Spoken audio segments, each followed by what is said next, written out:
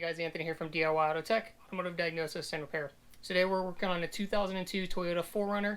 We're going to be doing front brakes, pads, rotors, shims. We're going to be using OEM Toyota parts for the whole job, and we're going to use the Toyota manual. I'm going to bring you in and show you all the tools that you're going to need and all the parts you're going to need with part numbers. And if you're not using OEM parts, still watch this video. All the same tips and tricks still apply. Alright guys, quick rundown on all the parts you're going to need. You're definitely going to want a 1/2-inch breaker bar. You'll want a 1/2-inch torque wrench to torque the lug nuts and the caliper back on. You want a 1/2-inch ratcheting ratchet with a flex head preferably. You want a small hammer just so you can hammer out a couple of the pins. Punch just in case your pins are rusty. You definitely want a caliper hanging tool. For this job specifically, you will need 2 C-clamps if you don't have the appropriate tool. In back there, you can see there's some tools that aren't needed, but they make life easier, which is obviously an electric impact. And we've also got a smaller impact wrench here that does maybe 40 foot-pounds or so.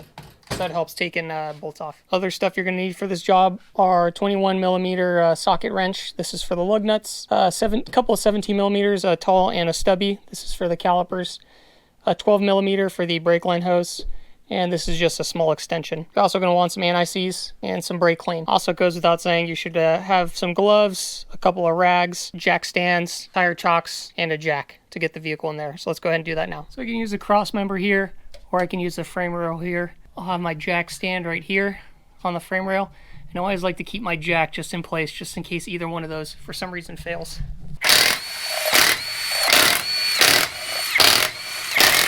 If your wheel's stuck on, hit it on the backside with a mallet. This one looks okay, so we can pull it right off. I'm going to inspect the tire for any damage.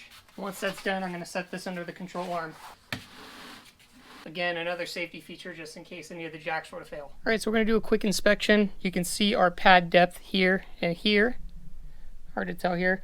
These are pretty worn down. I'd say they maybe have 30% left, but we did get a squeal sensor on the driver left-hand side, so that's why these are being replaced. We take a look at the rotor here. You can see rotor doesn't have any obvious hard pitting. You can see some discoloration a little bit to show that maybe these have likely overheated in the past, so these rotors were probably warped. I would like to reiterate that we are going to be using the Toyota repair manual here. Stick to that, and I am a licensed California automotive technician. Okay, if your truck is rusty like mine, and you got to get off this little Okay, first thing, we're going to remove this 12 millimeter bolt that's holding the brake line onto the upper control arm.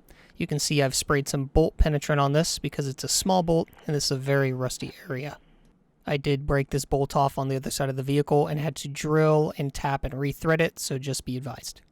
And now I'm using the Milwaukee M12 stubby impact ratchet, which makes this job a lot easier to unscrew any sort of bolts in tight locations. Time is money. There's a little clip right here that needs to come out, and so we'll push that out with a pair of needle nose, and that's just to remove our wheel speed sensor.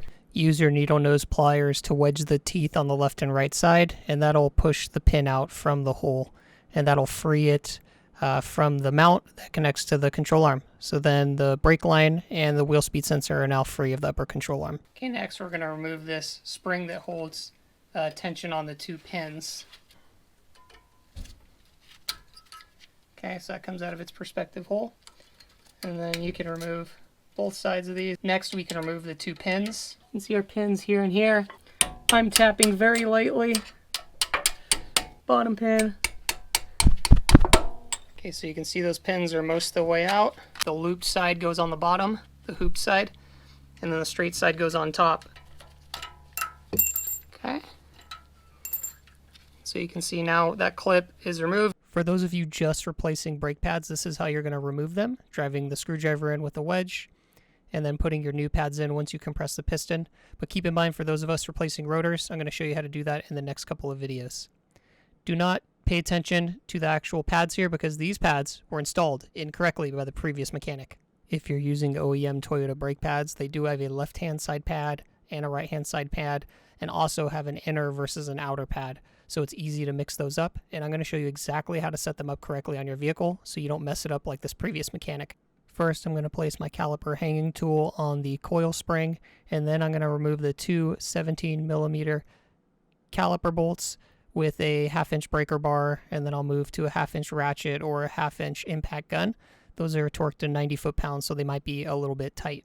Once both of those bolts are removed, the caliper is then free, and I can pull it off of the rotor and hang it on the caliper tool. Do not allow any tension to hang on the brake line, otherwise it will bust off. Okay, we can pull the rotor off.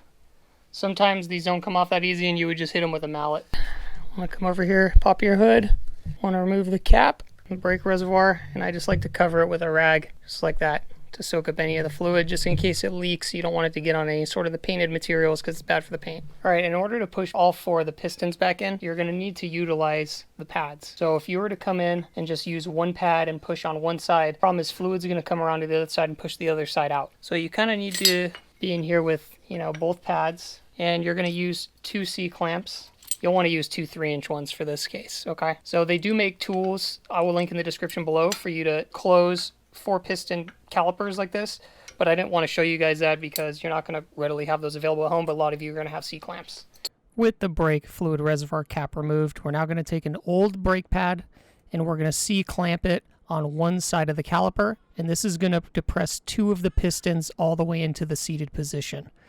Once these are seated, we will then take our second C-clamp and do that on the other side of the caliper so that all 4 pistons become seated inside the caliper. It is very important that that brake fluid reservoir cap is removed because this is going to offset a lot of brake fluid back into the master cylinder. All 4 pistons are now pushed into the caliper, so now this set would be ready for new pads and obviously ready for rotors as well. Okay guys, like I said, part numbers are going to be in the description below. This is the fitting kit for both sides. This is the brake pad kit. It's for both sides. But when I say both sides, that means you order one part number and it covers both sides. You've got the Shim Kit, again for both sides, part number up here. And then this was for the 2 Toyota Clips. The part number was ripped off, and again, it's a kit. Rotor, they come single, so you need to order 2 parts. Here's a part number I forgot to show you guys. Again, this comes as a single piece, so you need to order 4. If rotors have like a silver or gray coating, then you're not going to want to use brake clean on them, but these are bare. So we're going to want to brake clean these and then wipe them off with a rag.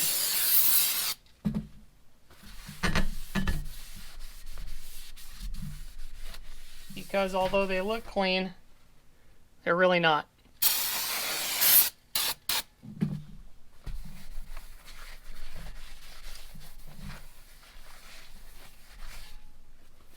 And we're going to want to do our mating surface as well on the inside. Okay, we're going to want to set this aside now and not touch it with dirty hands or anti-seize or any sort of grease. So if you're going to lift it, hold it on the outside like this, inside like this, but don't touch this braking surface. Okay, with clean hands, we're going to put this rotor on. Like so, not touching the braking surface. And we're going to take a lug nut and we're going to put it on one of the bottom lugs here just to hold the rotor in place.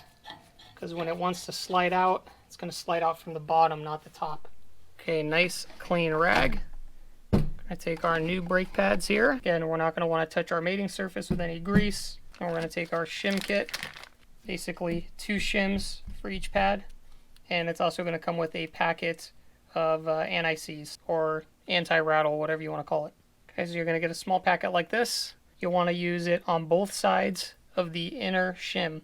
That inner shim is going to go on like this on both sides. And then the outer shim goes on over the top of that. Like that. Now I personally would suggest a little bit of anti-seize on the outside of this as well, since that's going to come in contact with the calipers. Before we grease these up and do all this, I just want to reiterate to you guys that per the Toyota manual, the outer pad has the 2 dots, as shown here, and is the 3-hole. Shown here, 3 holes, 2 dots. So this is the outer pad. The inner pad, per the manual, is the 4-hole pad. The only difference really is the shape, and the inner pad has 2 wear indicators, the outer pad has 1 wear indicator. My pads were installed incorrectly from what I'm seeing in this manual. Alright, so we're going to take about half the grease. Alright, at this point we're going to take half of the anti-seize disc brake quiet material out of the packet here as I'm doing, and we're going to spread it onto both sides of the inner shim. So we'll spread it on the front side and the back side of that inner shim all the way around on all the surfaces and install that onto the back of the prospective pad. Now we'll take the rest of the packet and spread it onto the other inner shim on both sides and place that onto its prospective brake pad and then we will throw the outer shim right on top of that. The manual does not recommend what I'm about to tell you, but I do suggest putting a little bit of this grease on the outside of the outer shim, where the shim actually comes in contact with the caliper piston. And I also suggest using the same lubrication to lube up the caliper slide pins as well. Next, because there is a little rust on the end of these bolts, I'm going to put a little bit of anti-seize on these. I'm not worried about these backing out. These are at 90 foot-pounds, just where there's a little bit of rust. All right, the upper and lower bolts are identical. So all we're going to do here is we're going to slowly kind of just lift this into place. And I'm just going to try and get the upper or the lower bolt in, whichever one's easier for me. Just remember the caliper's a little heavy.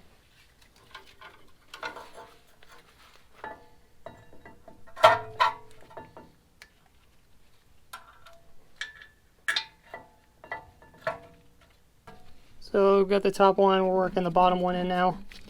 Again, just by hand. Now I can come in and get my impact in here, or my half-inch ratchet, and just tighten these up and then get them to 90 foot-pounds.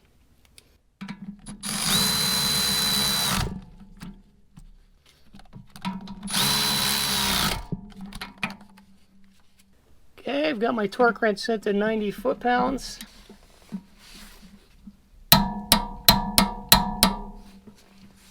That was the lower bolt. Now we got to get the upper bolt.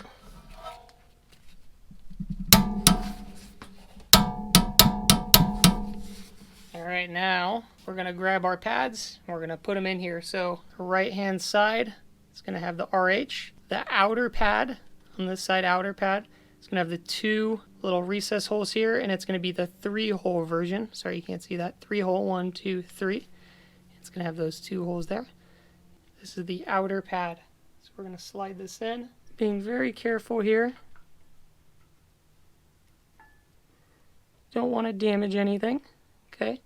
Now don't slide it all the way in just yet. I'm also going to take one of my pins. I'm going to get it started up top here. And another pin down below. Okay. So we got 1 pin.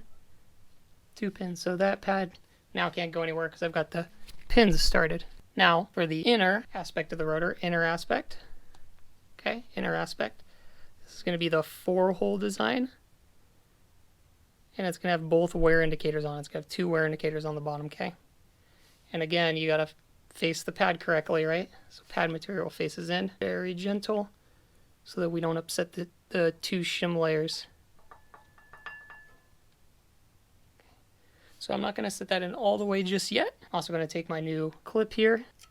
It's going to go in like that. I'm going to push that pin in all the way. Okay, and now for the bottom one, I need to apply some pressure. Okay, and I'm going to push this in so that it gets caught by the pin. Okay. Now, because this one's under tension, sometimes it can take a little bit of back and forth movement. You shouldn't need a hammer for that. You really shouldn't, but if you do, just do some light taps and that should get it in. Each of these caliper slide pins has a small hole in them for the spring to clip into. So if it's not perfectly aligned, just go ahead and take a set of needle nose pliers and turn them so that the spring can actually sit inside the hole. It's not very hard to do since we just greased them up. And once that's done, we can come back up here for a final step and bolt this assembly back together and put our wheel speed sensor connector back on. Alright, let's get this back in place. I did put some anti-seize on this because it was extremely rusty. And I'm just going to work that in by hand a couple of turns.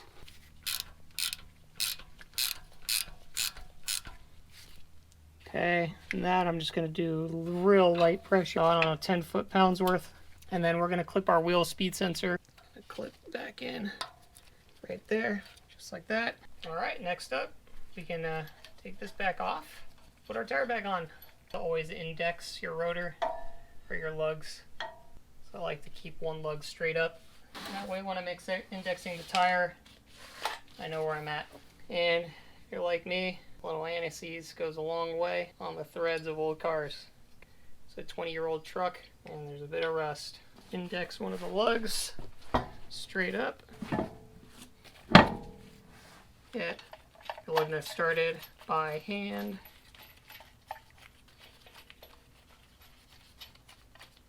I'm going to set my impact to hand tight.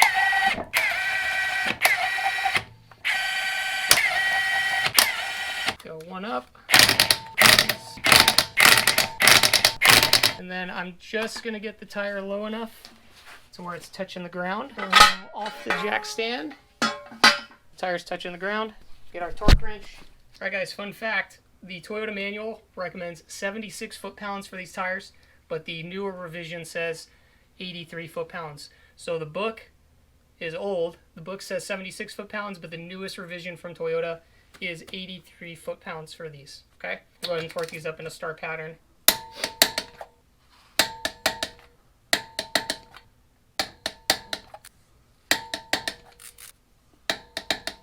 That is all done.